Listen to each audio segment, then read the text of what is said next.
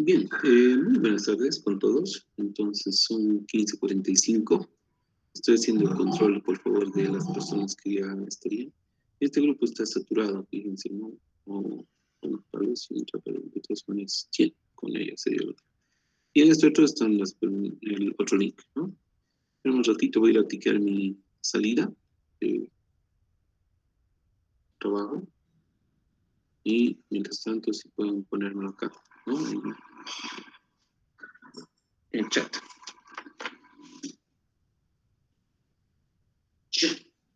Muy bien.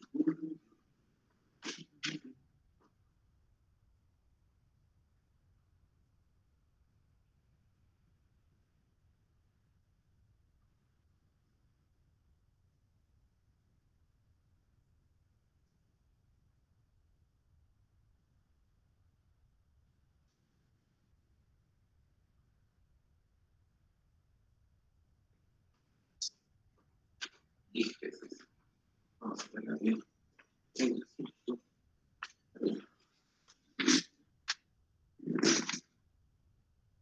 Ya, excelente. Entonces arrancamos. Me falta, como ustedes pueden ver, ya he hecho el control del primer grupo, ¿no? Vamos al link alternativo, que por razones obvias estaban más estudiantes acá. Tenemos 117 más o menos, ¿no? Entonces acá, rápidamente nuestro registro de la asistencia. Ok. Esta impresión. Ok. Muchas buenas tardes. En la selección que hizo, 3 nombres del anterior grupo no se han seleccionado. Ni idea, hermano. ¿Quiénes serán los del otro grupo? ¿Quiénes serán los de este grupo? O sea, ya están, ¿no? Entonces, ahí guarda. Vámonos entonces a avanzar la materia. No tenemos que perder tiempo. A partir de eso grabamos acá en el registro archivo Watercom. Entonces tenemos 21, 03, 22, que son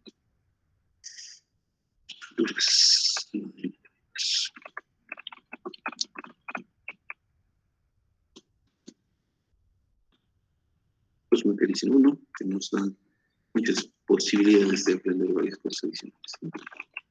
Entonces, 118. Bien, ahora sí, arrancamos demasiado con el tema este. Vamos a darles nuestra retroalimentación rápida. He estado viendo, en función de su cumplimiento y el compromiso que ustedes presentaron, si estaban entregando los trabajos, ¿no? En función de eso, pues obviamente están los que han presentado o los que les estoy dando el pase hasta el primer parcial, ¿no? Noten que muchos de ustedes solamente cumplen con esto a objeto de que estén habilitados para el primer parcial. Entonces eso nos ayuda también a saber si vienen a clases y demás y demás. Y ahora vamos a empezar a incrementar los trabajos, o sea, a velocidad corriente. ¿Qué pasa con los que fueron retirados, digamos, porque no estaban entregando? Entonces, lo que tienen que hacer, y si están viniendo a clases, es entregarme en mi correo electrónico primero los trabajos. Por ejemplo, les cuento, por ejemplo, esta persona que es Gabriel Alejandro, es un estudiante de tecnología de materiales, ¿no? Me ha enviado, claro, aquí es deseable que él tenga, por ejemplo, su detalle, pero bueno. La idea era entregar los trabajos y solo si es que vienen a las clases, pues voy a considerar al final de que los pueda unir, ¿no? El link solamente está deshabilitado temporalmente, pero en función de eso tienen que hacer méritos para su reenganche, ¿ya? Es como cacho lo que se les anota si tienen todos los trabajos, voy a hacer así una selección rápida, ¿no? Ahí veo inmediatamente cuántos videos han presentado, trabajos han presentado, y automáticamente sé si los puedo reenganchar o no, ¿ya? Entonces, bueno, ustedes ya están en octavo semestre, ya saben cómo funciona el asunto. Ya, vámonos entonces con el avance de la materia. Hemos explicado la introducción de por qué tan importante es la materia, y ahora nos vamos a ir a lo que corresponde con las normas de diseño que ustedes pueden encontrar en la parte de Metalix. Se ve, ¿no? Si es que me pueden confirmar, por favor, la pantalla, ambos grupos, tanto... Sí, se está viendo. Muchas gracias, muchas gracias. Entonces, correcto, están los dos mismos grupos. Entonces, vamos con el avance, ¿no? Ok, esto de guardar. Ya está. Bien, una de las normativas que ustedes la van a encontrar ampliamente reconocida es esta, la que es la AISC, ¿no? De sus siglas en inglés, American Institute for Steel Construction, ¿no? Que tiene que ver fundamentalmente con los perfiles que se producen en Estados Unidos, pero de forma que son fundidos, o sea, de siderurgia salen ya así.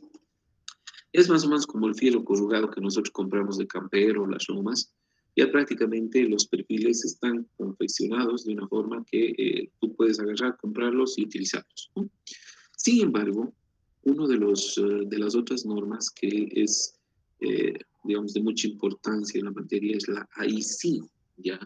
Esta norma tiene que ver con perfiles conformados en frío, es decir, los construyes tú a partir de planchas metálicas, ¿no? De diferente espesor, ¿ya? Entonces, esto se dice conformados en fríos porque en realidad tú construyes a través de soldadura un perfil. Mira, si los voy a mostrar simplemente perfil conformado en frío, ¿no? Y en este caso son plegados, ¿no? Son este tipo de perfiles, fíjense, donde existe una máquina que obviamente le da la forma, ¿no? Son plegadoras, ¿no? Cortadores, ¿no? Que se utilizan para hacer estos perfiles. Entonces, en Bolivia es ampliamente utilizado un perfil conformado en frío, ¿ya? ¿Qué características tiene este perfil? Que lamentablemente hay que hacer muchos controles, especialmente para que este sea útil, de pandeo local, ¿sí? De pandeo local, como esto que están viendo, ¿ya? Entonces, si bien, digamos, tenemos la posibilidad de emplear este tipo de perfiles, que es el que hay muchas industrias que pueden hacerlos acá, ¿no? El componente o la norma que rige su diseño es la AIC. Yo les he dejado, dentro de la bibliografía que les di a inicio, digamos, del semestre, ¿no? Les he dejado manuales de la AIC, ¿no? También tenemos la ACE, ¿verdad? La ACE es como la Sociedad de Ingenieros de Bolivia, ¿no? Es la Asociación Americana de Ingenieros Civiles de Estados Unidos, ¿sí? Entonces, la ACE tiene conformada comités de trabajo, ¿ya? Entonces, por ejemplo, si ustedes quieren ser parte de un comité, digamos, de geotecnia, por decir, entonces la ACE lo tiene porque está en función de eso vinculado a las diferentes universidades e ingenieros en esa área y tiene múltiples áreas, ¿no? Si ustedes van acá a la ACE, pueden ser miembros también de la ACE como una suscripción, ¿no? Una suscripción donde, por ejemplo, yo he estado varios años suscrito a las publicaciones de las revistas que sacan, ¿no? Y aquí, por ejemplo, está lo último en lo que se está haciendo como, digamos, ingeniería civil, ¿no? ¿Ya? Hay cursos, todo eso. Obviamente cuesta, o sea, no es que es gratis, ¿no? Pero es una sociedad como la CID, ¿no? Que a partir de eso tiene publicaciones, ¿no? Entonces, en estas publicaciones, bueno, esto también lo vamos a ver en español para que se vea, ¿no? Entonces, en una parte tiene trabajo, oportunidades de trabajo, ¿no? En la otra tiene precisamente las, ¿no? Bueno, es por los cookies, ¿no? Okay. Para que te sigan donde se entró. Ok, pero aquí hay una revista de ingeniería civil y esto es lo que les quiero decir, o sea, hay publicaciones mensuales donde se va, como el periódico, ¿no? Leyendo sobre las novedades que están realizando y los avances. Esta librería es con relación también a libros o normas que ustedes quieran comprar, ¿no? Lamentablemente, estas normas, como les digo, son relativamente caras, ¿no? Para el estándar que tienen, ¿no? Por ejemplo, este es para solo tuberías, ¿no? Fíjense. Entonces, tiene la normativa y tiene los libros. Este, por ejemplo, es para resiliencia, ¿no? Estructuras, ¿no? Y aquí está, digamos, políticas de resiliencia, cómo podemos mejorar esto, ¿no? Trabajamos harto, la verdad yo tengo bastante información de esto porque en realidad hacemos contra obras hidráulicas, ¿no? Sobre hidráulicas. Entonces, si ustedes van leyendo acá, estas son las últimas publicaciones que han sido producidas técnicamente, ¿ya? Y una de ellas es la que, o sea, siempre nosotros usamos, ¿no? Es precisamente uno de los códigos que han editado ellos sobre cargas, ¿ya? Cargas, cosas. Entonces, si ustedes quieren más información, miren, estas son las características.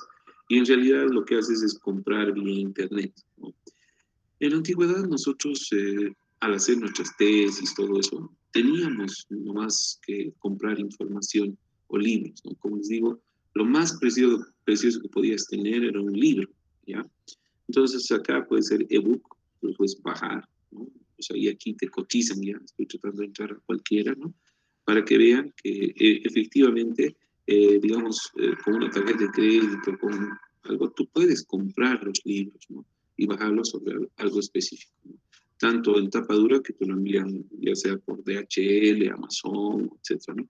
De hecho, en Estados Unidos casi ni te cobran por el envío, ¿no? Entonces, son prácticamente, digamos, están en convenio con todas esas empresas de distribución, ¿no? Entonces, acá está la información, estos son para los que son fuera de Estados Unidos, etcétera, ¿no? Pero aquí pueden decir, ¿no? O sea, aquí te dicen cuánto te cobran adicionalmente por eso, ¿no? Entonces, antes había un rate, o sea, una tarifa, ¿no? De que del tiempo, ¿no? Esto, 3 a 10 días, esto es dentro de Estados Unidos, ¿no? Aquí está, Alaska, Puerto Rico y otros Estados Unidos, incluido otros sitios, incluidos territorios de Estados Unidos, incluidos Hawái, ¿no? Y así, más o menos ustedes ven para Canadá y internacional, miren, más o menos el envío son $50, ¿no? De cada uno de los sitios, ¿no? Entonces, un manual más o menos de estos últimos, ¿no? Que sería aproximadamente gestión 2022, 22, etcétera. Este es su precio en list, $90 cuesta este librito, más lo que es el envío serían 140, ¿no? Entonces, es lo que pagas con una tarjeta de crédito y te envían a tu dirección de correo electrónico, ¿no? Entonces, bueno, el conocimiento cuesta, o sea, no hay que, bueno, seguramente hay sitios que tal vez lo puedes conseguir, ¿no? Pero normalmente los proyectos de construcción, digamos, si tú estás haciendo un edificio de 5, 6, 7 millones de dólares, o sea, el comprar información no te resulta, ¿no? Caro, o sea, es por eso que generalmente debería cubrir de entre el 6 y el 8% del valor de la obra, por lo menos el proyecto de ingeniería, ¿no? Eso para que ustedes tengan conocimiento de que realmente, o sea, el conocimiento cuesta y lo que ustedes vayan a trabajar también cuesta, ¿no? Entonces, estas son las últimas publicaciones, ¿ya? De tanto la parte sísmica, o sea, boletines técnicos, ¿no? Etcétera, ¿ya? Se los muestro porque es importante, ¿ya? Ahora, si ustedes, por ejemplo, se van al código que usamos nosotros, es un código que lo han utilizado todas las otras instituciones, ¿no? Porque, digamos, la Sociedad de Ingenieros está involucrada en todas estas otras asociaciones también a través de sus profesionales, y el comité que hizo el comité de cargas, ¿no? Que se llama UBC, Uniform Building Code número 7, ¿no? Que son las cargas que han estudiado para, digamos, edificios que son domésticos, no industriales, sino comerciales, ¿no? Tanto tiendas, departamentos, etcétera, ¿no? Es el que generalmente se lo compra de aquí. Entonces, fíjense, son 3 normas diferentes que uno debería saber en la materia, ¿no? Después de eso tenemos las normas ACTM, ¿ya? Esto vendría a ser como el famoso IGNORCA de aquí de Bolivia, ¿no? De hecho, el IGNORCA tiene convenio con diferentes, digamos, instituciones que producen los ensayos de esos materiales, ¿no? Por ejemplo, acá en Bolivia se ha hecho el ensayo de cementos. ¿Por qué? Porque era necesario, ¿no? Y se ha creado digamos, un boleto, un boletín, una norma que traduce muchos de estos códigos para que pueda hacerse el ensayo de materiales. Entonces, fíjense, la ACTM es una de las, digamos, de las instituciones más importantes sobre el ensayo y prueba de materiales. No hay en este momento ningún material que no tenga un protocolo que seguir, y eso se ve acá. A ver, les voy a mostrar, por ejemplo, de L International, me voy a ver primero en imágenes. Estoy buscando este proyecto. Y ahí el sitio es l.com. Entonces vamos a poner l.com para que ustedes vean de que en realidad este es el manual nuevo, fíjense, para ensayo, ¿no? Y este es el que hace los equipos en función de las normas que cumplen, en este caso ACTM, ¿no? Aquí está, por ejemplo, este es el completo, ¿no? El Full L, ¿no? 13ª edición del 2019. Vamos a bajarlo, ¿ya?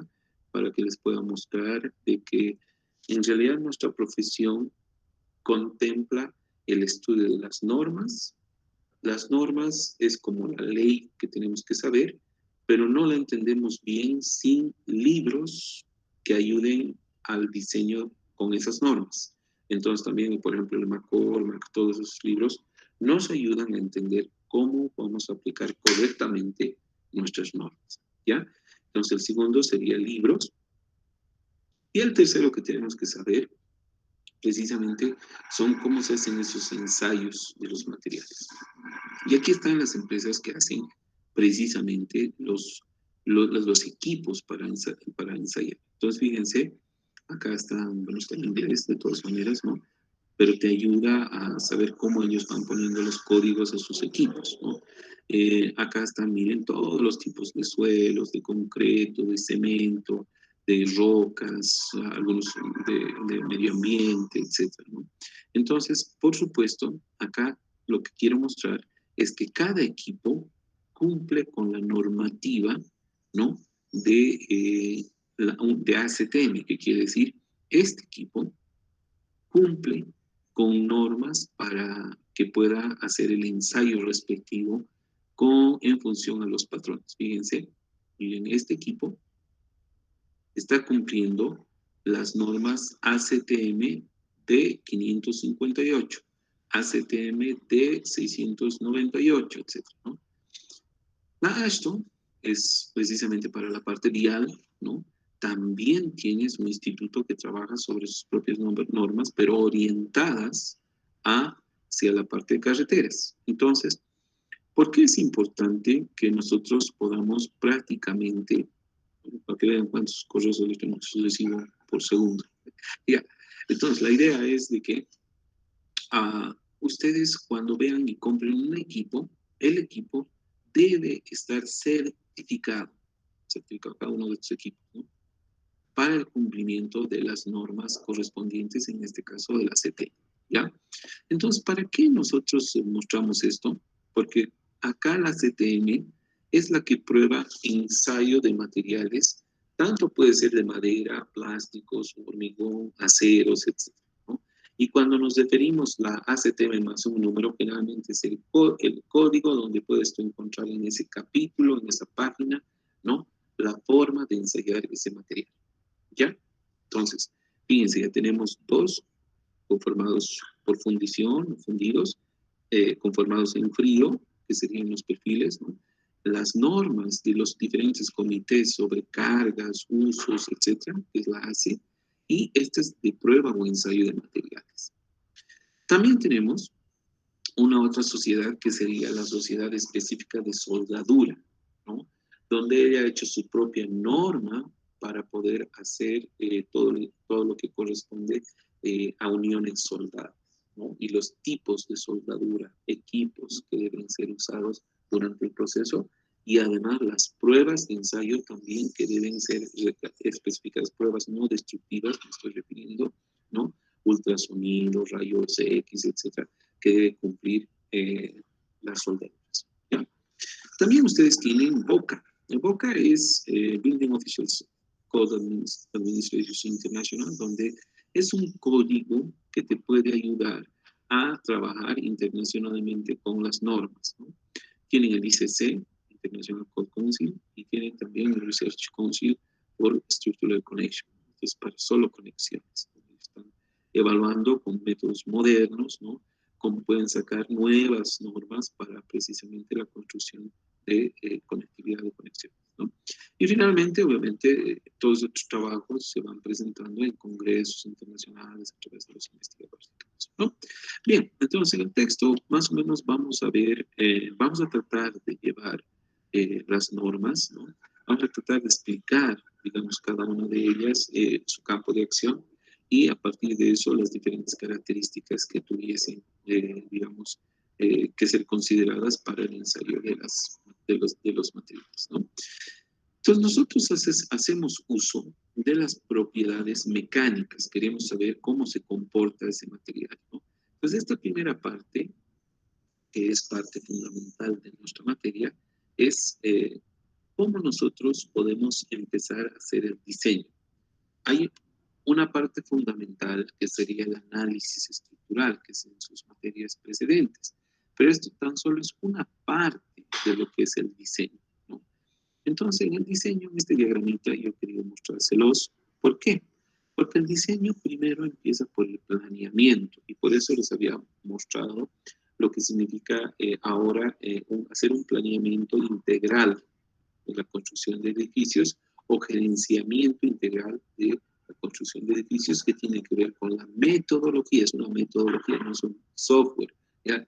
En anteriores semestres decían, el software BIM, no hay software BIM. El BIM es una metodología, es un cuadro que te permite sacar integralmente la construcción de lo que quieres realizar. Entonces, una parte es que el software, cualquiera que tú utilices, tenga incluida la metodología BIM, ¿ya? Entonces, volviendo a lo que nosotros queremos, empezamos con el planeamiento. Una configuración preliminar, que quiere decir representar la realidad en 1D, 2D, 3D, 4D, 5D, lo que quiera, ¿sí? Entonces, en esa configuración preliminar, lo que hemos aprendido siempre desde ciclos, digamos, de abajo, es de presentar la realidad en conceptos de física, porque les dije las leyes físicas. La estática y la dinámica, ¿no? Todas las obras tienen y están sometidas a eso, ¿no? Ahora, después tenemos la determinación de cargas. Entonces, ustedes rápidamente se dan cuenta que aquí la norma hace uso, por ejemplo, de ese código VC número 7 de la Sociedad de Ingenieros Americana, ¿no? La ACE, ¿ya? Después tenemos que seleccionar los perfiles para un prediseño, ¿no? O seleccionar la sección, porque todo se basa en nuestro diseño en la famosa fórmula: tensión es igual a fuerza sobre tensión o esfuerzo. Entonces, la teoría clásica de poder diseñar cualquier cosa se basa en este principio, ¿sí? Exactamente en este principio. El ingeniero estructural, lo que se va a jugar es en despejar cada uno de estos, ¿ya? Cuando yo hablo de esfuerzo, ¿de dónde yo saco los esfuerzos admisibles? Saco del laboratorio, del ensayo de materiales que yo voy a hacer en el laboratorio, ¿sí? Entonces, si tengo un esfuerzo de un hormigón que resiste 210 kilogramos por centímetro cuadrado, esos 210, ¿de dónde he sacado? De las pruebas o ensayos que hago en laboratorio. ¿Qué es P? Son las cargas. Son las cargas que como ingeniero yo tengo que tener la suficiente lucidez mental, que durante la vida útil de esa estructura van a ser aplicadas a ella misma. Por ejemplo, hoy día vamos a tener altas temperaturas, vamos a tener, por decir, lluvia, vamos a tener viento, posiblemente un sismo, etc. Y en invierno puede ser que llegue a puntos de congelación, o sea, la dilatación térmica es la que utilizan, ¿no? En cargas, se llaman efectos reológicos, ¿no? Que tienen que ser considerados, pero también, por supuesto, estas cargas tienen que ver con que yo sepa qué le puede pasar, qué puede ser solicitado durante 50 años, por decir, a esa estructura, ¿no? Entonces las cargas son, y ya hemos explicado, vivas, muertas, peso propio que incluye también dentro de las muertas se considera, porque la muerta es algo que no va a cambiar, está aplicado todo el tiempo en la estructura, ¿no? Durante su vida útil nunca la vamos a sacar, ¿sí? Y la carga viva es alguna carga que va a estar ahí, pero temporalmente, ¿no? O sea, a la noche, digamos, pues retiras la carga y la estructura está completamente descargada de esa carga, ¿no? Entonces, y finalmente tendríamos el área o sección. El área o sección es precisamente el área que vamos a utilizar para que a partir de este principio las cargas aplicadas en nuestra estructura resistan, ¿sí? Entonces, yo tengo dos opciones como ingeniero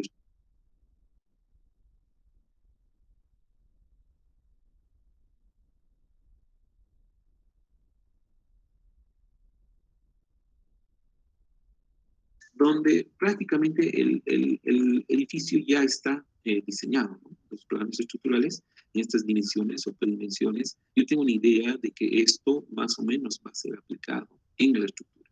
Entonces, cuando yo veo acá, tengo que poner un área estimada al inicio de mi proceso.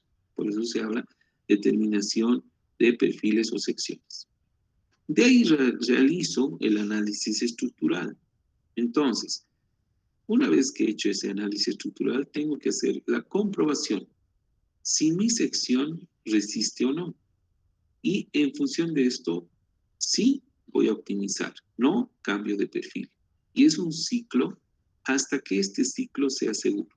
Y al final, después presento un diseño. Entonces, cuando yo tengo estos planos ya terminados del diseño óptimo, ¿no? Me toca ir a construirlos.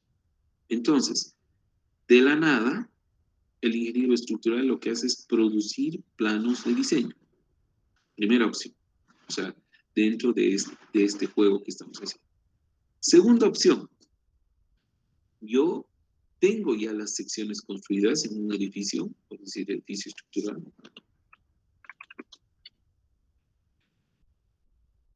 ¿Ya?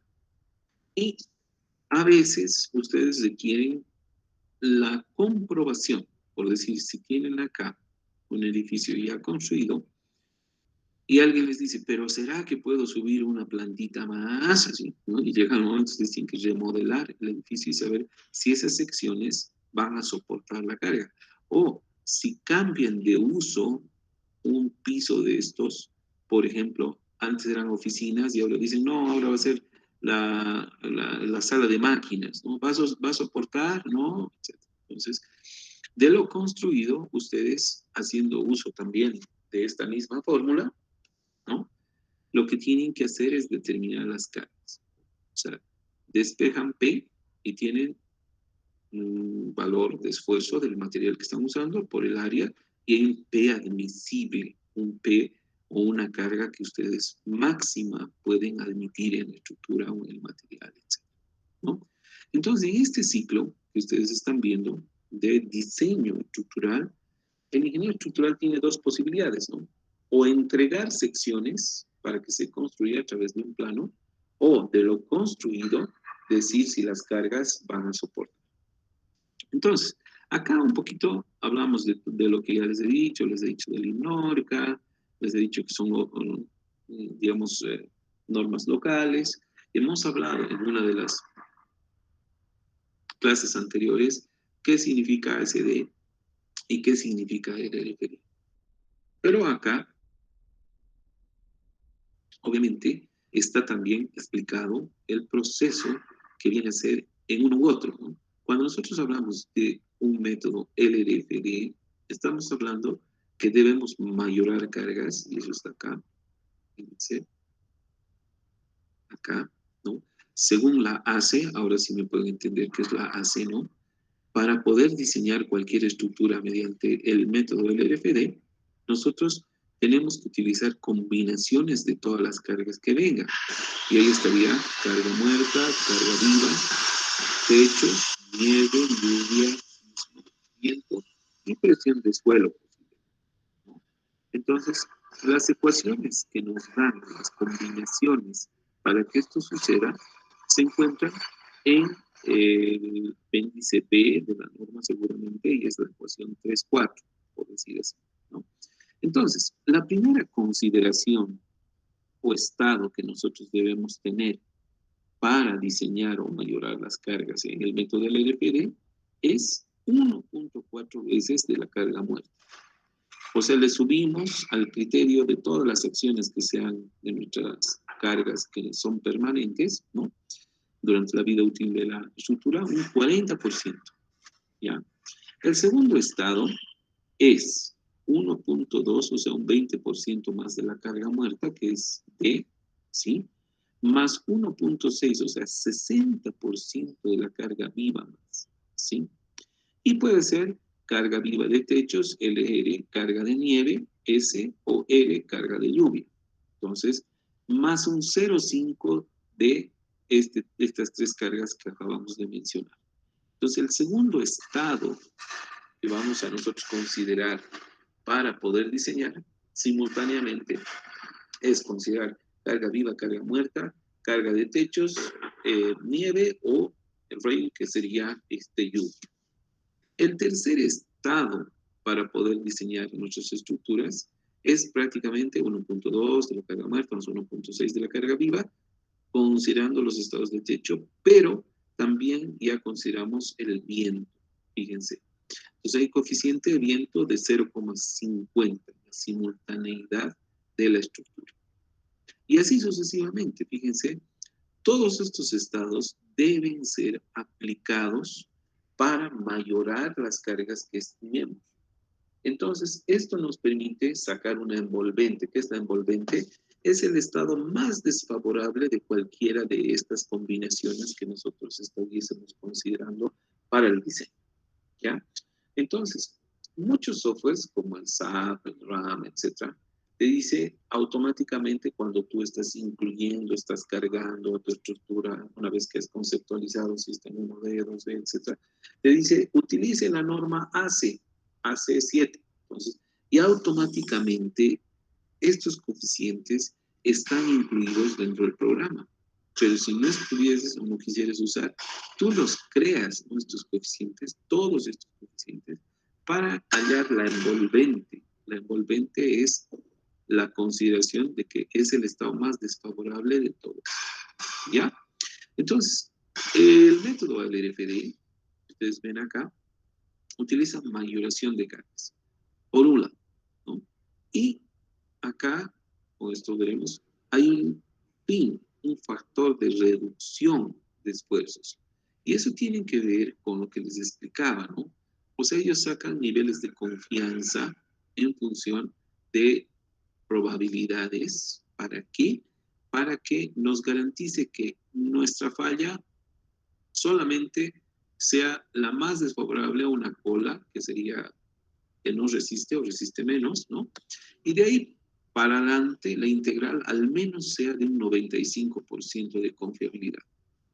Entonces, fíjense cómo debería ser su nota en esta materia, su nota de aprobación. Su nota debería ser 95 para arriba, ¿ya? Si ustedes sacan menos de 95, no son ingenieros confiables, o sea, su estructura se les puede caer, ¿ya? Entonces, yo creo que han llevado ustedes estadística, ¿no? Entonces, no podemos admitir fallas, ¿ya? Entonces, imagínense tener un ingeniero de 51, ese ingeniero no sirve para nada, no es nada confiable. Entonces, deberían ustedes apuntarle, si van a sacar 95, al 100 o 110, ¿no?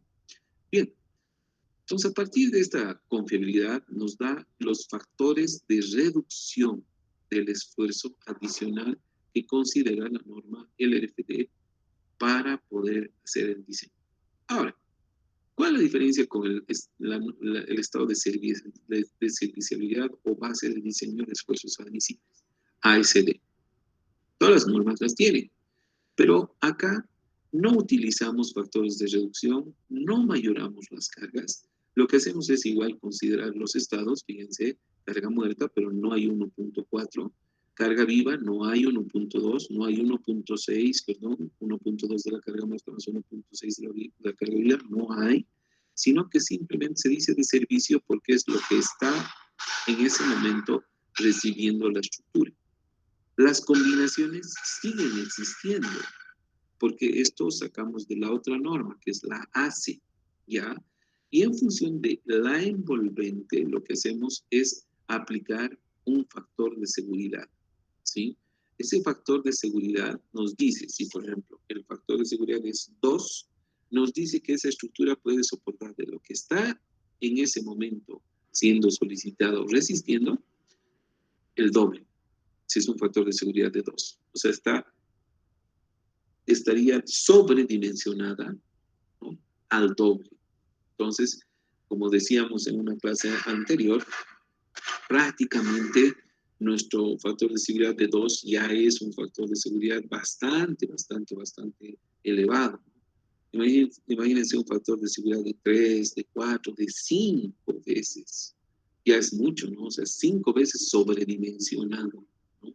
Eso significa que el ingeniero es muy chaleco, ¿no? No ha podido predecir lo que le va a pasar en esa estructura, ¿sí? Cuando tu grado de incertidumbre es demasiado alto, que no vas a saber qué le va a pasar o tienes que tener demasiada seguridad, entonces te puedes dar realmente el lujo de tener un factor de seguridad muy alto, ¿no? Si no, decir ya de 2 es demasiado, ¿sí? Entonces vamos ahora al siguiente punto, que sería, porque esto ustedes han tenido que leerlo también en el McCormack, han tenido que leerlo también un poquito dentro de lo que les he dado ya en el texto de Maderas del grupo andino, ¿no? ¿Ya? Y aquí vemos los análisis de las formas de analizar, ¿no? Se dice que analizamos nosotros estructuralmente primer orden cuando resolvemos la estructura, ¿sí? Resolvemos directamente la estructura desde un diagrama del cuerpo libre. Voy a poner acá, análisis del orden. Ya, y en las imágenes es la simple estática. O sea, cuando nosotros vemos en el primer orden, en esto, ¿no? No consideramos las deformaciones, sino que la estructura es perfectamente rígida, ¿no? Una de las digamos, de las asunciones que tiene la ley de Hooke y también la teoría clásica para resolver las estructuras, ¿no? Que toda carga es perfectamente transmisible a cualquier parte de la estructura, ¿no? Entonces, no estamos evaluando internamente lo que sucede, sino que prácticamente asumimos que el cuerpo es perfectamente rígido y que las cargas pueden ser trasladadas de un lado al otro, ¿sí? Pero la realidad no es tal, ¿no? Nosotros sabemos de que toda estructura, a la aplicación de una carga, presenta una deformación, ¿ya? Y una vez que nosotros obtenemos la deformación de la estructura ante una solicitación dada, ¿no? Si nosotros volvemos a resolver esa estructura, hablamos el efecto de segundo orden. Entonces, el segundo orden es volver a resolver la estructura, pero considerando las deformaciones y desplazamientos. Entonces, se habla por eso que cuando nosotros hacemos un análisis de segundo orden, un análisis estructural de segundo orden, nos estaría dando las tensiones más reales, ¿no?, de la estructura, porque ustedes saben que cuando se deforma hay unas sobretensiones en diferentes puntos, ¿no? Y esas sobretensiones debido a la deformación, deflexión, digamos, desplazamientos que pueden existir, pueden ser importantes y pueden hacer fallar a la estructura. Todo software tiene la posibilidad de que se analice ya sea de primer orden o de segundo orden, ¿no? La mayoría de los softwares que son por elementos finitos, como el SAP, todo eso, generalmente resuelven ya segundo orden. O sea, vuelven a iterar la estructura y nos entregan los valores con la deformación, si ustedes han definido los materiales. Porque cuando ustedes van a diseñar, por decir, en un software como SAP, por ejemplo, vamos a poner SAP 2000. Vamos a poner segundo orden.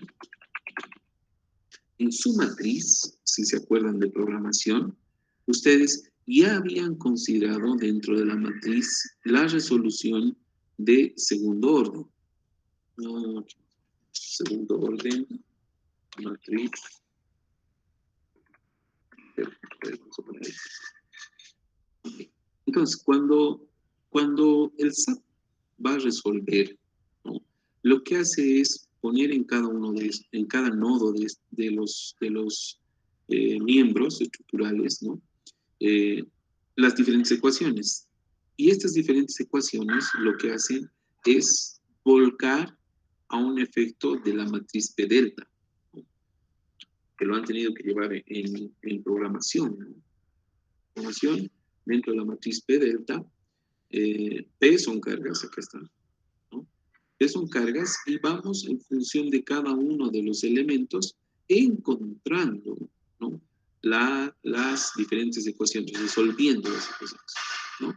Entonces, lo que les decía antes, ¿no? Nosotros cuando estudiábamos, ¿no? Nos ofrecían, ¿no? Un software como el RAM Advance, por ejemplo, gratis. RAM Advance. Lo hicieron aquí en Cochabamba, ¿no? Después tendrían los derechos, ¿no? RAM Advance es un software, bueno, Bentley compró sus derechos, igual que el mismo SAP y todo eso, ¿no? Pero tenía librerías para poder conformar rápidamente tus perfiles y todo eso, y módulos, ¿no? Y nos ofrecían la versión, ¿no?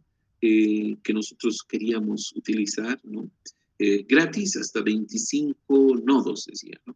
Entonces nosotros podíamos en el software estructural meter 25 puntitos y no los resolvía, digamos, en la matriz con cargas, con todo eso, hasta 25. Si queríamos tener, digamos, más nodos, teníamos que comprar el software, ¿no?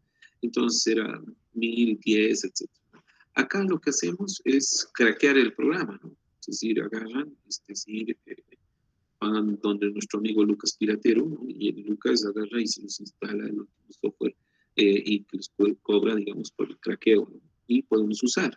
Pero normalmente nosotros teníamos que comprar el software. Y ustedes ahorita, digamos que están utilizando para fines que son académicos, pueden bajar el programa y probarlo, ¿no? A veces les dan un trial de 30 días, a veces, digamos, de más, o bajo el hecho que son fines académicos, no deberían cobrarles. ¿Por qué?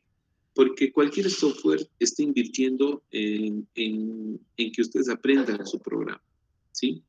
Y si ustedes aprenden ese programa, lo más probable es que cuando vayan a trabajar, les van a decir, ingeniero, ¿usted puede diseñar este edificio? Sí puedo. O sea, ¿qué va a necesitar? Porque hay también en la legislación que dice que el empleador debe darte las condiciones para que tú puedas trabajar. Por ejemplo, si yo pertenezco al laboratorio de hidráulica, me voy a poner un ejemplo, ¿no? Y yo soy trabajador de acá, ¿no? Y, por ejemplo, hago investigación, ¿no? Y, por ejemplo, yo requiero para investigación una computadora. Entonces, el empleador, en este caso que es la universidad, está en la obligación de darme una computadora, porque si no, sin eso no voy a poder diseñar o hacer, ¿no?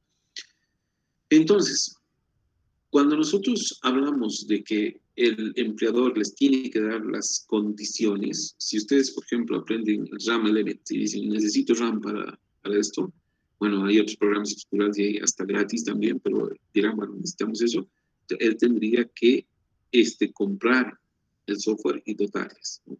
Ahora, no se olviden que cuando ustedes compran el programa, compran libros, etcétera, es una inversión para ustedes.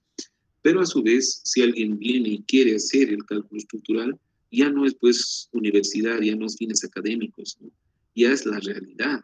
Entonces, eso noten que ustedes tienen que hacer una inversión, porque ya no pueden usufructuar el conocimiento de otro para hacer dinero con eso, ¿sí? Entonces necesitan hacer la compra de las licencias correspondientes, ¿no? para que a partir de eso ustedes también tengan el respaldo de la información correspondiente y de todos los controles que tengan. Además de que ustedes tienen con seguridad soporte, fíjense. Pues ustedes pueden llamar, ver, etcétera, tal cual, ¿no? Es decir, si funciona o no funciona, etcétera. Un centro o contacto de soporte. Eso se utiliza mucho en el exterior, ¿no? Porque ustedes han comprado la licencia, ¿no? No es como acá, mucha está craqueada y ahora no va, y ahora ¿qué hacemos? O sea, no hay eso, o sea, hay un soporte. Por eso ellos piensan de que su software nunca puede ser libre, ¿no? Porque hay una etapa en la que les van a asesorar, también van a cobrar por eso, ¿no? Entonces, fíjense que estamos rayando bien la cancha en lo que ustedes deben concebir como que se han comprado algo y lo pueden usar, y hay otro que se han comprado algo, pero tienen que tener las licencias. ¿Cuándo ustedes tienen que tener las licencias? Cuando ustedes ya empiezan a ganar dinero con eso que ustedes están usando, ¿sí? Porque eso ya es, digamos, parte de su vida profesional, ¿sí? ¿Ya? Entonces creo que con eso quedaría más claro el por qué ustedes deberían o no deberían comprar un programa, cualquiera que sea CIPE, etcétera, etcétera, pero que si lo utilizan tengan el respaldo, ¿no? Y eso es muy, muy fuerte en el exterior, ¿no? En el exterior tú no puedes usar un programa computacional así nomás, ¿no? Automáticamente te van a pedir su licencia de software para poder ser utilizado, ¿no? Y si tú entregas, digamos, los planos, necesariamente, mandatoriamente, obligatoriamente, tienes que poner tu número de licencia, ¿sí? Entonces, eso es importante, ustedes que van a ser estructuristas, mencionarlo, porque a veces pensamos que eso no tiene costo, y en realidad sí tiene. No necesitan comprar el software si es para fines académicos. O sea, lo que ustedes van a hacer hasta el final del semestre no requiere comprar el software. De hecho, podrían evaluar las diferentes versiones y prácticamente nosotros no vamos a comerciar con eso. Son fines académicos es para que aprendan el manejo del programa. Muy bien. Entonces, en líneas generales, habíamos hablado nosotros de las curvas de comportamiento, ¿no? Les había dicho, esta es la persona típica, es como cuando un médico pide los análisis a una persona, ¿no? Que vaya al laboratorio y se haga el análisis, entonces sacan sangre y analicen qué es lo que tiene. Entonces, nosotros igual acá en el laboratorio hacemos los ensayos. ¿Cómo? Con métodos ACTM, cumpliendo eso. ¿Dónde nos entregan resultados? Entonces aquí vemos, este material soporta mucho, o sea, y se deforma poco, es un tipo de material. Este es otro material, digamos, se elonga fácilmente, soporta, pero no tiene un esfuerzo muy alto, una carga muy alta que le puedes aplicar, ¿no? Entonces acá hay dos principios, ¿no? Hay un material elástico que va a trabajar en rangos seguros, ¿no? Aplicas cargas, descargas, etc. Y hay un punto de inflexión que pasa al estado plástico o de deformación permanente. Entonces, en esta parte que es inelástica, ¿no? Hay estas curvas de comportamiento que lamentablemente ya si tú retiras la carga, el material ha sido dañado internamente, ¿no? Por más que no hayas aplicado hasta el final, ¿no? Hasta la ruptura final, ¿ya? Entonces, como ustedes pueden ver, un buen ingeniero, si conoce la curva de comportamiento del material, puede predecir fácilmente qué le va a pasar, ¿no? Y esa es la idea. Entonces, acá están los diferentes estados digamos, de análisis, ¿no? Primer orden, elástico, rígido, etcétera, etcétera, y que nos permiten hacer una estimación, digamos, de cómo podríamos aplicarlo dentro de nuestros estudios de la parte de ingeniería estructural, ¿no? Aquí está un poquito ya el proceso de fabricación de los perfiles, ¿no? Entonces, la siderurgia que tiene los países, pues tiene este componente metalúrgico, porque estamos hablando de producción de metales, ¿no? Entonces, la idea es de que Perú tiene, Brasil tiene, Argentina tiene, Brasil tiene, y tiene siderurgia, ¿no? Entonces, ellos procesan precisamente para obtener el acero. En otro caso, nosotros en Bolivia compramos el acero, es un monopolio de las importadoras, ¿no? Porque han tratado, y de hecho hay, ¿no? Laminadoras, o sea, calientan los diferentes, digamos, lingotes, por decirlo así, y a través de diferentes pruebas pueden producir internamente de un acero que compran las láminas, producción de acero. Láminas que le dan simplemente la forma. Entonces, si yo le pongo laminadoras a acero, entonces ustedes van a ver que estas máquinas, a través de diferentes procesos, pueden sacar las diferentes secciones de lo que ustedes quieren. Son estas, miren, o sea, va pasando por los rodillos y va conformando los diferentes perfiles, etc. Para eso se calienta también, o sea, puede haber proceso de metalurgia. ¿Cómo? A partir de estos rollos, ¿no? Acá obviamente tenemos posibilidad de que hay empresas que hacen, por ejemplo, calaminas. Pues, tenemos también industria, pero la industria de fundición, aquí está claramente, fíjense cómo está pasando, ¿no? O sea, de un lingote calientan y van adelgazando, por decirlo así, hasta conformar los diferentes perfiles. Son las laminadoras que existen precisamente en Bolivia, ¿no? Ahora, ya que hemos hablado de esto, del proceso, ¿no? El ingeniero va a ser bueno en la medida de que, como han llevado ustedes materiales de construcción, entiendan el proceso tecnológico que está atrás de eso, ¿no? Entonces, no solamente compren, ¿no? Ahora, si ustedes compran dentro de las importadoras, o sea, los importadores, digamos, tenemos importadora Campero.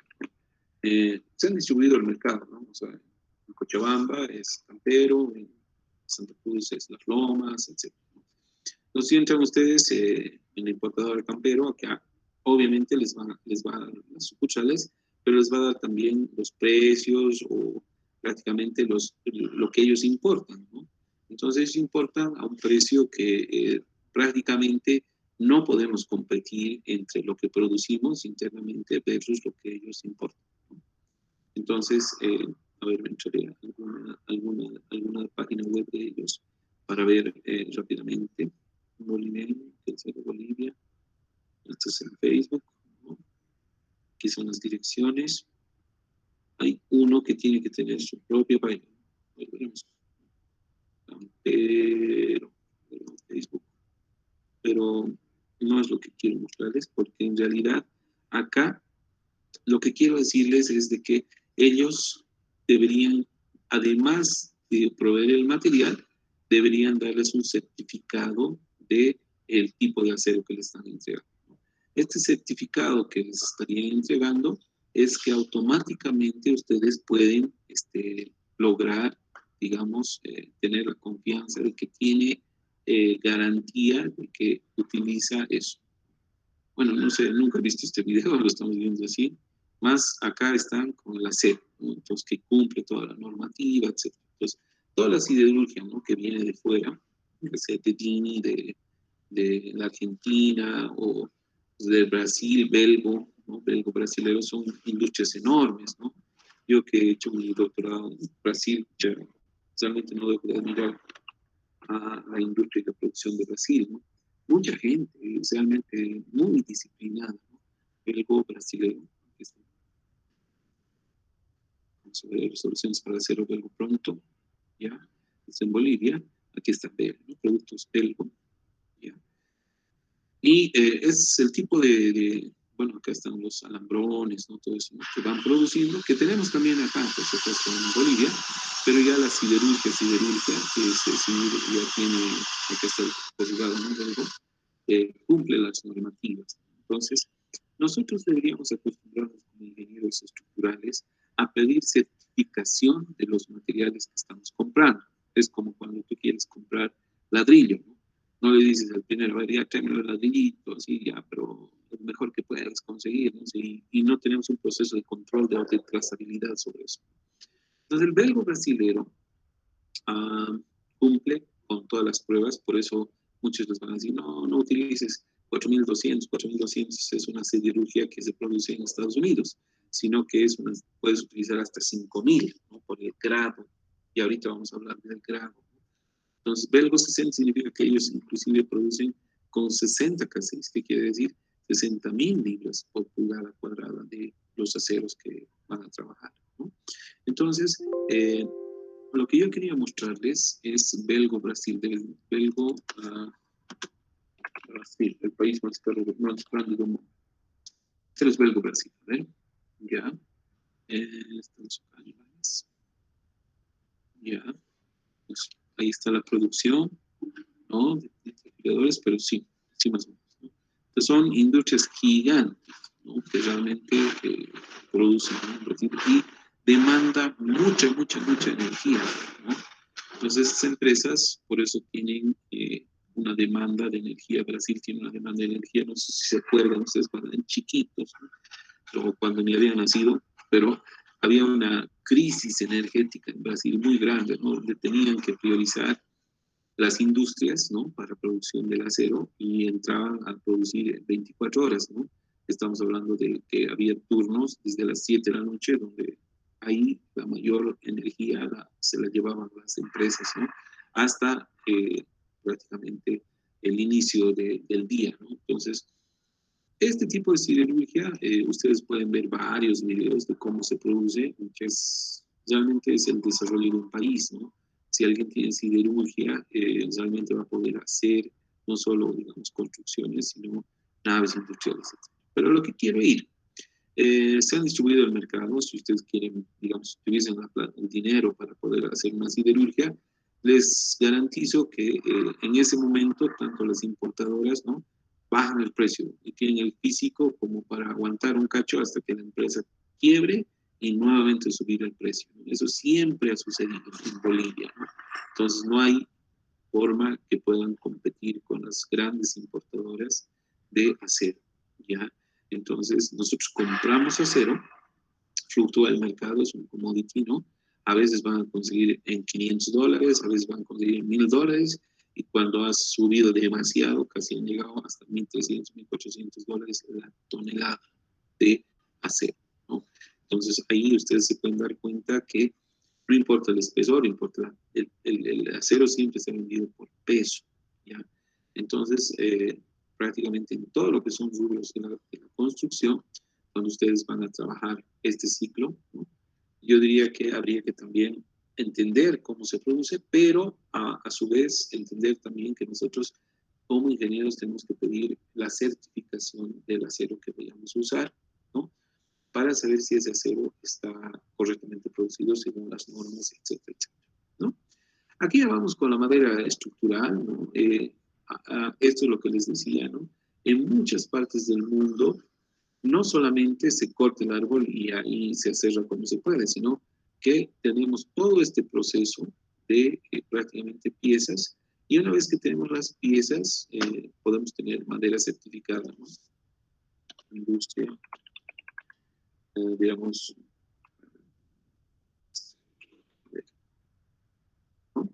Entonces, dentro de esos procedimientos, la idea es que ustedes pueden entender de que no es lógico que las compres en troncas, ¿no?, sino que ya sea madera cerrada, y la madera cerrada además tiene que estar certificada, o sea que tuvo que estar de un sitio donde fue legalmente obtenida la madera, ¿no? Porque a veces hay mucha clandestinidad y pues cortan de áreas protegidas.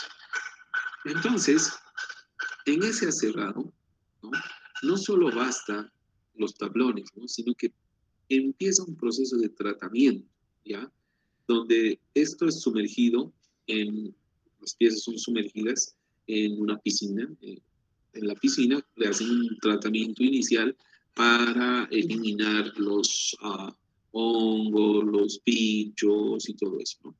Y una vez que tiene esto del tratamiento de la madera, lo que hacen es el proceso de secado, ¿no?, en hornos, ¿ya? Entonces, en hornos prácticamente secan la madera, y esa madera recién podemos decir que es una madera tratada para fines de lo que ustedes quieran realizar, ¿no?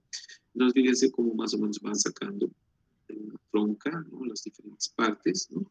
Y ustedes van a ver claramente que hay una diferencia cuando ven un camión, digamos, que está en las avenidas circulando con tronca versus con certificación que estaría tratada. Entonces, obviamente,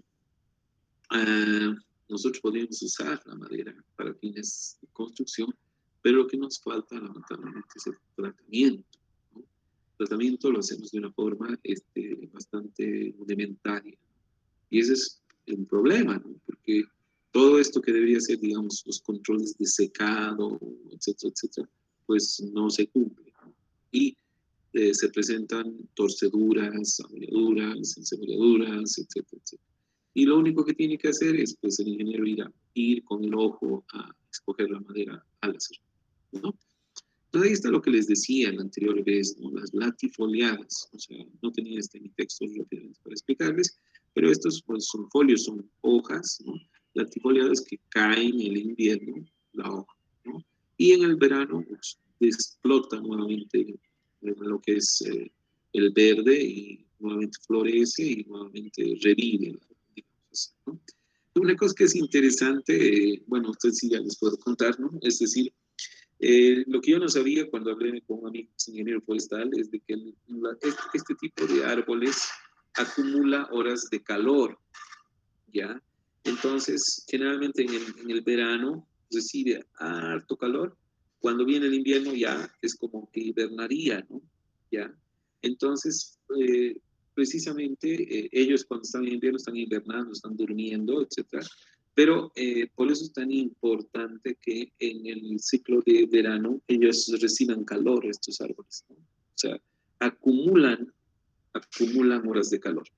¿Qué les quiero decir con esto? Que una persona es como una batería, ¿sí? Esa batería es cargada por el sol, por decirlo así, ¿no?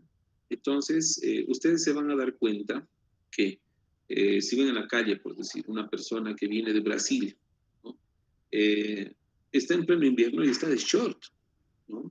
Y aquí, el cochabambino que ha estado viviendo ya todo el año y todo eso, ¿no?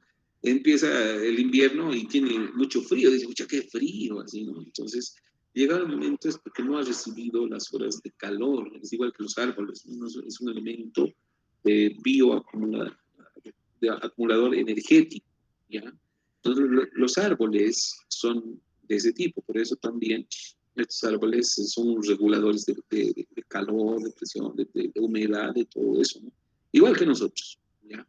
Entonces, las coníferas ya son permanentes, son los pinos, etcétera. No se les caen las hojas, se les caen, están muriendo, ¿no? Entonces, hay las plagas que pueden alcanzarlos. Y una cosa que yo también entendí en la crecimiento árbol, ¿por qué es tan difícil reponer si cortas un árbol, otro árbol de las mismas características? Estamos hablando de que crecimiento árbol tiene una punta de crecimiento, ¿ya? Eso creo que es importante mencionárselos a ustedes que van a estar en esto, ¿no? Entonces, esta punta de crecimiento, jóvenes, este requisito, ¿no? Es tremendamente importante. Porque les cuento que vienen las plagas y justo como es la parte más tierna de las hojitas, se lo come aquí, ¿ya?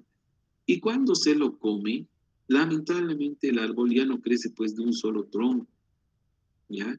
Se disocia y forma dos troncos. Entonces, bueno, aquí todavía tenemos, ¿no? A ver, los voy a poner, crecimiento árbol, dos troncos. A ver, vamos a poner. Ya, aquí está. Bueno, es más o menos como esto, pero es el doble del tiempo. Eso es lo que les quiero decir, ¿no? Si se lo come la puntita aquí, lamentablemente va a crecer aquí una de las ramas principales y otra de las ramas de acá. Y en vez de que sea un solo tronco, se convierte en dos. Y eso no te sirve para la parte maderable. Entonces, lamentablemente, estos bichitos, o sea, que comen la punta, ¿no? Si tú plantas, digamos, has cortado este árbol, ¿no? Y dice, ah, no, pero vamos a volver a plantar, así, ojalá volvieran a plantar, ¿no? Sí, seguro. O sea, lo único que quieren es desbastar, ¿no? O sea, el hombre es el tipo más destructor del mundo, ¿sí? No tiene respeto contra la naturaleza, los árboles, los animales, nada, le vale, lo corta y listo. Y lo ha vendido para que, ah, sí, bien estaba el chicharrón del fin de semana, ¿no? Sus leñitos y demás, y, y le vale. Ojalá, digamos, plantaría, ¿no? Y si planta, el problema es de que viene, como son varios años que tratan de restituir eso, se lo come y ya no tienes, pues, el tronco que has cortado. Ni por si acaso no vas a tener nunca, ¿sí?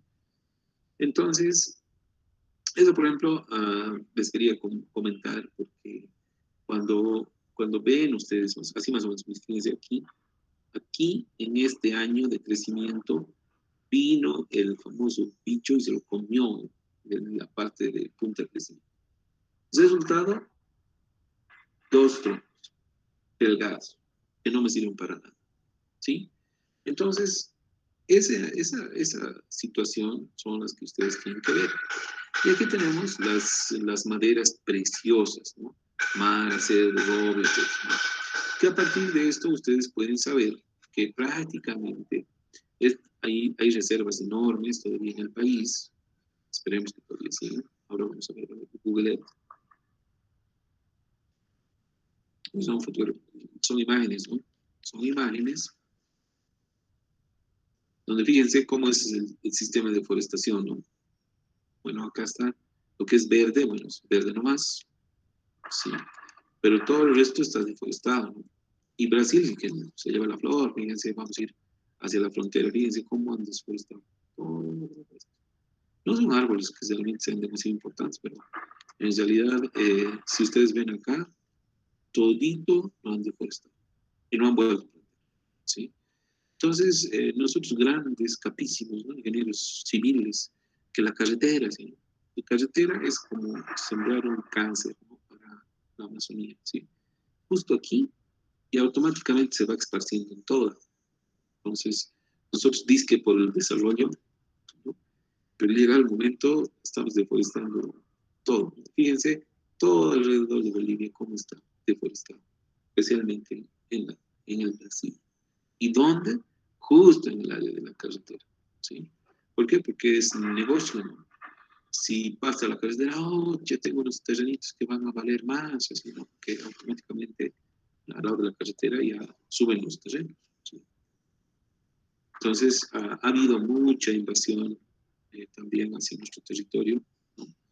Lamentablemente, nuestras fronteras no son muy bien custodiadas, ¿ya? Eso sería alrededor, pero donde yo les digo que sí, realmente hay madera preciosa todavía es aquí, ¿no? Entonces, estamos hablando de quitar esto para que sea mejor. Ok, entonces, las especies forestales todavía que están en nuestras reservas, digamos, ¿no? Porque aquí en Santa Cruz, se habla de forestal, todo lo que mandó, todo.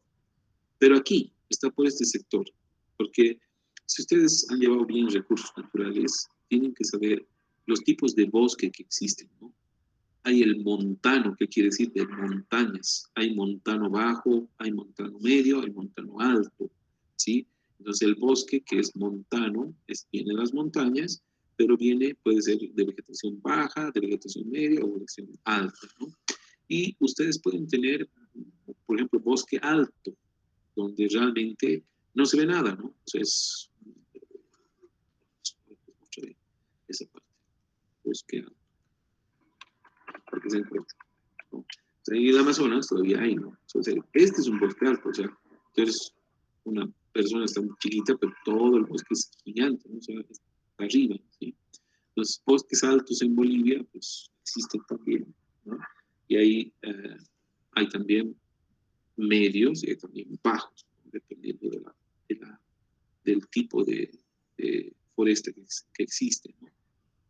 Yo, por ejemplo, averigüé aquí en Cochabamba cuál era una especie nativa, y una especie nativa había sido el aliso. Aquí está el aliso. Este es típico de Cochabamba, o sea, todo lo que era el tunari, etcétera, ¿no? O sea, esta es una especie que sí da muy bien aquí en Cochabamba, ¿no? Pero no es un bosque demasiado, digo, no es un árbol demasiado grande, ¿no? ¿Sí? Entonces, este es uno que puede funcionar bien. Pero a la mayoría les gusta poner, digamos, no sé, eucaliptos, tiene se tiene mucha agua, ¿no?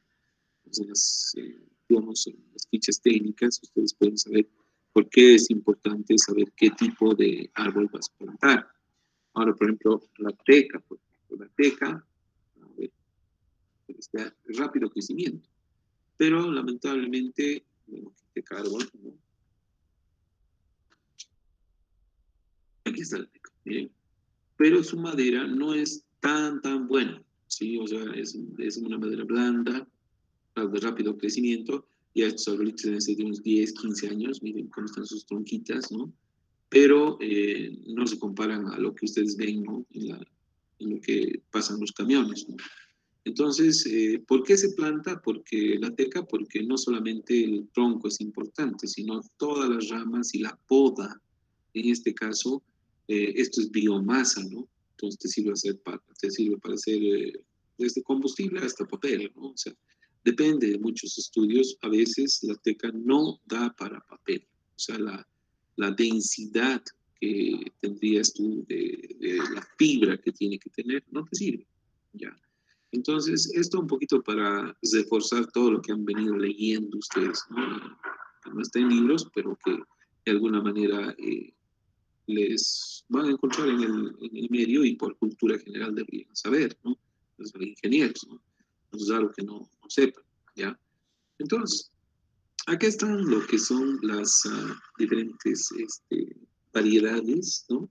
Y dónde podemos encontrar, ¿no? También nosotros acá en Bolivia, si hay reservas, sí, pero muchas de ellas están lamentablemente en áreas protegidas, ¿no? Y hay una tala ilegal, ¿no? Ilegal, ¿ya? ¿Qué hacer? Bueno, a mí no me importa, se puede pagar, en realidad. Pues, yo creo que tendría que haber por lo menos ustedes van a hacer presupuestos, tendría que haber algo conciencial de decir que compren madera certificada, ¿no? De aserraderos que no están cometiendo esa cuestión. O sea, yo pienso que es también, ustedes pueden apoyar mucho que no existe eso si es que no promueven, ¿no? O cambian de material, en vez de que sea para digamos, el asesoramiento para encofrados, utilicen más para otro tipo de aplicaciones, ¿no?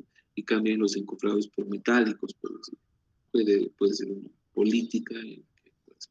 Bien, fíjense, sigue siendo el grupo andino, ¿no? De la descripción, ¿no? De las maderas. Aquí están los defectos, ¿no? De las maderas que han leído, dice que ustedes, y que cuando les preguntamos naranjas no han respondido nada, ¿no? Y aquí están también los diferentes perfiles, ¿no? Con sus partes, ¿no? Entonces, la evolución de hacer las estructuras y de clasificar las estructuras, ¿no? Entonces, aquí vemos precisamente las columnas, las vigas, las uniones, si son soldadas, etc., ¿no? ¿Qué hacen un pórtico? Pórtico. ¿Qué ventaja tiene? Que ese material ya está listo para ser usado. O sea, esta materia con relación a la de hormigón, ustedes saben que el hormigón es una piedra artificial. Y esa piedra artificial, ¿en qué puede ser generada? Tiene un tiempo, necesita un tiempo. Tanto la madera como el acero ya están listos para poder ser utilizados. Entonces, esa es la ventaja en la construcción, que no necesitan esperar para que puedan seguir avanzando, ¿ya? Entonces, yo diría que tienen ventajas y desventajas ambos, ¿no? Ahora, una de las cosas importantes que vamos a aprender hoy es que, a diferencia del hormigón, el hormigón, por decir, cuando tiene acá una viga, el armado, generalmente esa viga está entrelazada entre columnas y lo que son las vigas. Entonces, no requiere de estos, de contraventeos, se llama, ¿ya? O, digamos, cuando viene una carga lateral, se descomponga y esta estructura no sufre el efecto que se llama dominó, ¿no? Si un juego dominó, pues agarra, cae. Entonces, la única posibilidad de que eso no suceda es de que ustedes pongan un ariostramiento lateral o contraventeo, ¿sí? Entonces, tanto en maderas como en metálicas, las estructuras son diferentes porque lamentablemente no transfieren bien los momentos en las uniones, ¿no? Salvo que sea soldada, ¿sí? Entonces, el hormigón sí es perfectamente rígido, puede tener cargas verticales, horizontales y también momentos, ¿no?, en la unión. En este caso, nosotros tenemos que hacer un análisis de cómo está la estructura para que esto prácticamente resista. Por otro lado, si bien las fundaciones nosotros embebemos en hormigón, porque una de las desventajas que tiene la estructura metálica o maderas es de que no funciona bien bajo digamos, la tierra, ¿no? La madera se pudre y el acero se oxida. Además, hay un principio básico que, por favor, presten atención, me tienen que entender. Tenemos una carga que está bajando por esta columna y el acero tiene poca sección, resiste mucho, por decir 5 centímetros cuadrados, ¿ya? Y tenemos un material, porque eso también tenemos que pensar nosotros, que el suelo es un material. O sea, no, nosotros como ingenieros estructurales no necesitaríamos más que hacer uso de nuestros conceptos de resistencia de materiales y pensar que el suelo es un material más, no homogéneo, no isotrópico, igual. Pero, ¿cuánto resiste el suelo, por ejemplo?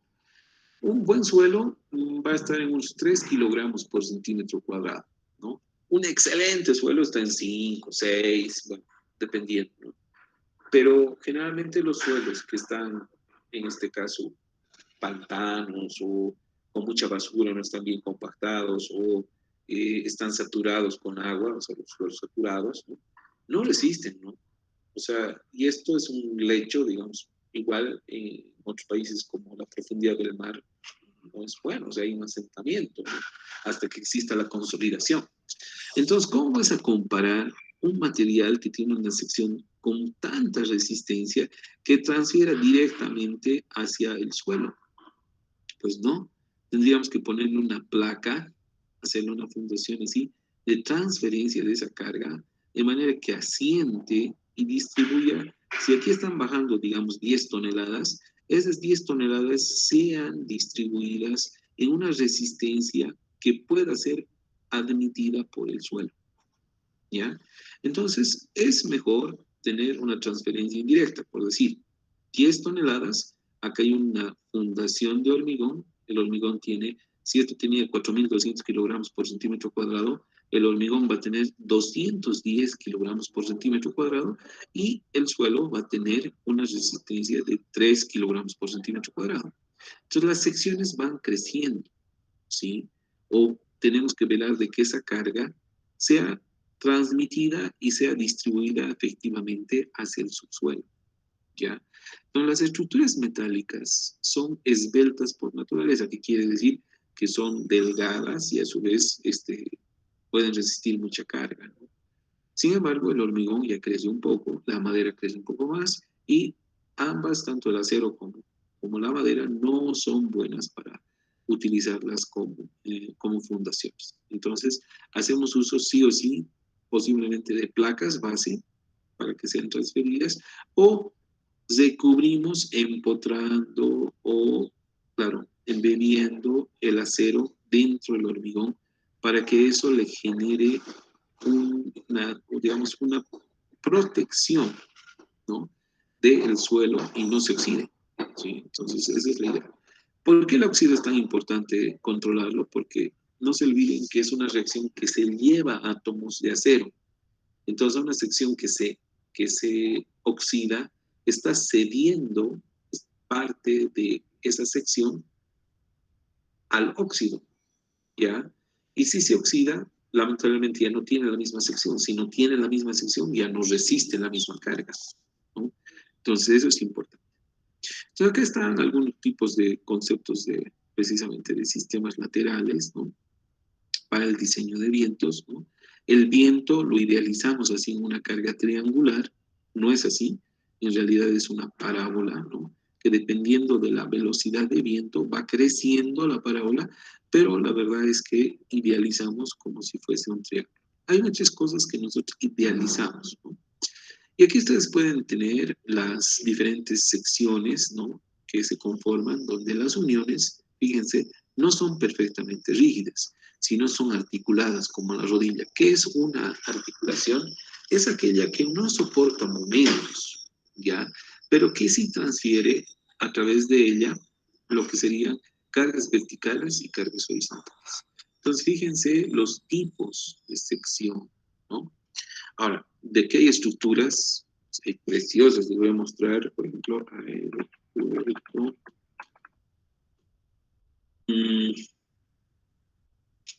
Ya, la Argentina, visto como aeropuerto. Voy a poner las imágenes. Fíjense, son idealmente todas estas estructuras empleadas con grandes luces, ya sea en naves industriales, en aeropuertos o en industrias que requieran de esto. Pero fíjense cuán elegantes son. Siempre trabaja el tema de acero y vidrio. Y un recubrimiento para evitar que se oxide, ¿no? Entonces, a ver, les voy a mostrar el aeropuerto.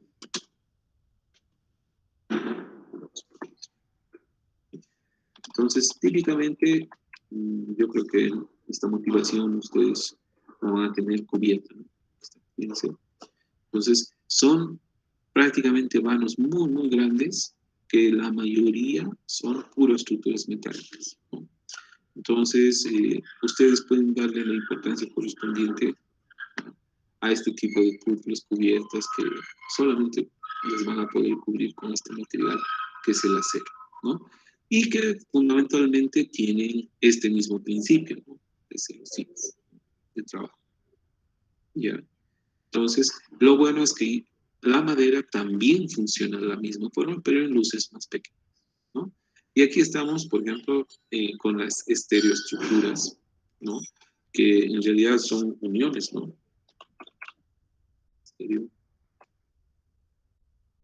Estructuras. Eso realmente es una pasión, ¿no? O sea, es una pasión el poder diseñar esto, porque fíjense qué bonitas son esas estereoestructuras, ¿ya? Entonces, bueno, tenemos todavía varias semanas, estamos en la cuarta semana de nuestro semestre, que espero que sea semestre, ¿no? Porque en realidad ustedes están acostumbrados a trimestres, ¿no? O sea, desde que llega el último que se inscribe en mesa y qué sé yo, son 3 meses apenas de clases que tienen ustedes, ¿no? Pero con lo que estamos haciendo, yo creo que vamos a lograr 5 meses todavía por delante, que viene a ser 16 semanas más todavía tenemos, ¿no? Entonces vamos a tratar de lograr este tipo de cálculos, ¿no?, donde ustedes tengan la posibilidad de hacer el diseño, empezando por la conceptualización del modelo, ¿no? Después el predimensionamiento de secciones, cargas, la resolución del efecto P-delta, ¿no?, o sea, de segundo orden, y después la optimización estructural. ¿Para qué? Para que al final ustedes entreguen un presupuesto. ¿Cómo?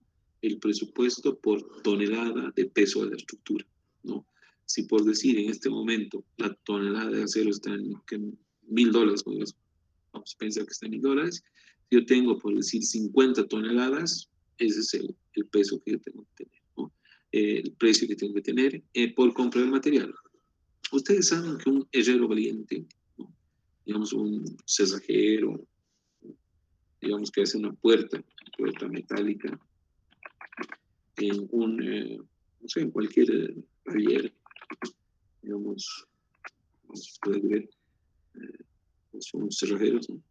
Ellos cómo estiman, ¿no?, que te van a cobrar, es del precio que van a usar del material, le multiplican 2 veces, al menos 2 veces, ¿sí? Entonces, si son $50,000, ellos te van a cobrar $150,000, ¿sí? Ellos no necesitan estudiar para eso, ¿no? Es una relación directa, ¿sí? Entonces, fíjense que, o sea, tendrían que tener el mejor estímulo para poder estudiar esta materia, les va a dar dinero. O sea, es una de las materias que más dinero les puede dar, ¿sí? que es durísima, sí, es durísima, pero qué mejor que ustedes puedan calcular y construir después, ¿no? Yo no conozco ingeniero que se dedica a estas cosas que no tenga dinero. Tiene muchísimo, ¿ya? Entonces, ahí están las estereoestructuras donde las pueden ver igual. Aeropuerto, estaciones de servicio de gasolina, cosas así que no puedan tener columnas abajo, ¿no? Por ejemplo, en una estación de gasolina cubierta, o sea, las luces son un poquito más grandes, ¿no? Entonces, no puedes tener columnas aquí abajo. Bueno, esto es sencillo, ¿no? Pero es cubiertita, miren, nada más sencilla, pero debería resistir, ¿no? Y debería resistir a los efectos, cargas que el ingeniero considere que está ahí, ¿no? Muchos de estos, como les digo, o sea, no calculan y o se vienen abajo o viene un viento fuerte y los destruye, ¿no? Entonces, fíjense, son elegantes, ¿no? Entonces, el campo de la ingeniería les da. Y esto les da también a las personas que son mujeres, ¿no? Las personas que son mujeres, si hay una muy buena estructurista, o sea, hace buenos cálculos, pues va, supervisa un ratito, se vuelve, etcétera, construye lo que ha diseñado y le da tiempo para llevar a sus hijos al colegio. Esta mañana, por ejemplo, un caos total vehicular, ¿no? Porque se ha vuelto la parte presencial en los colegios realmente terrible, ¿no? Entonces, yo sí les aconsejo a las damas acá presentes que se dediquen a la parte estructural. Creo que les va a ir muy bien, van a ganar muchísimo, pueden controlarlo desde casa, es decir, una versatilidad muy, muy grande, ¿no? Yo sé que la mayoría, cuando les pregunto, ¿y por qué has elegido esa otra mención? ¿No? Porque la mayoría quiere salir en vialidad, yo no sé por qué, pero vialidad, chévere. Si está en campamento 3 semanas, ¿no? O sea, ni ves a tus hijos, de soltera va a estar bien, pero de casada no creo, ¿no? Igual a los varones, entonces, bueno, los varones todavía. De todas maneras, espero que me entiendan mejor estas palabras que les estoy diciendo, pero sí, yo les recomiendo especialmente a las damas presentes, porque además tienen mejor gusto, no sé por qué las mujeres tienen mejor gusto, ¿no? De apreciar esto que les estoy diciendo, ¿no? O sea, son más detallistas, ¿no? En el diseño, inclusive, yo creo que tienen esa capacidad, ¿no? De poder hacer eh, las estructuras con mejor detalle. Entonces, eso sería, ¿ya? Entonces, estamos acá en lo que son los tipos de cubierta, ¿ya? Y vamos a entrar mañana a todo lo que son cargas, ¿no? Esto ya un poquito lo he explicado, el módulo de Poisson, ¿no? Que vendría a ser de un material, digamos, en la parte de elasticidad, ¿no? Y mañana tengo que hablar de todo lo que son cargas, ¿no? ¿Ya? Y cómo aplicar. Entonces, quedaremos acá, ¿ya? Nos vemos el día de mañana. Antes de salir, por favor, pónganmelo su número de celular para que registre. ¿Listo? Y nos vemos mañana. 17:15 en punto vamos a terminar. Y mañana 15:45 en punto. Es que yo tengo realmente certeza de que tienen sus trabajos y todo eso, y vienen a clases especialmente, ¿no? Porque todas las instrucciones se dan en clases, porque fíjense, su compañero Gabriel Alejandro empezó a entregar acá, y ya lo hemos podido añadir nuevamente a la materia, pero solo después de saber y estar seguros de que ustedes están entregando sus trabajos, ¿no? Entonces, entreguen sus trabajos y los tienen que sacar a los que no están presentando. Entonces, está además de decir. Bien, gracias, les agradezco. Hasta luego, nos vemos Ingeniero, entonces mañana. disculpe. Buenas tardes. ¿Cuál Dije, será? no entendí muy bien la parte cuando dijo sobre el webinar. Sí, sobre el webinar, los que han estado, por favor, guarden todavía o me lo pueden pasar a mi correo electrónico, ¿no? De manera que al final ¿no? Su informe, y les voy a regalar un punto, ¿no? Eso hemos quedado, es adicional, digamos, pero no es para ahorita, no puedo generar una tarea en Classroom para eso. No. Está bien, gracias. Nada, es un punto adicional para el que ha asistido, etcétera, etcétera. Y bueno, ha visto también las tesis, ¿no? Listo, que les vaya bien, hasta luego.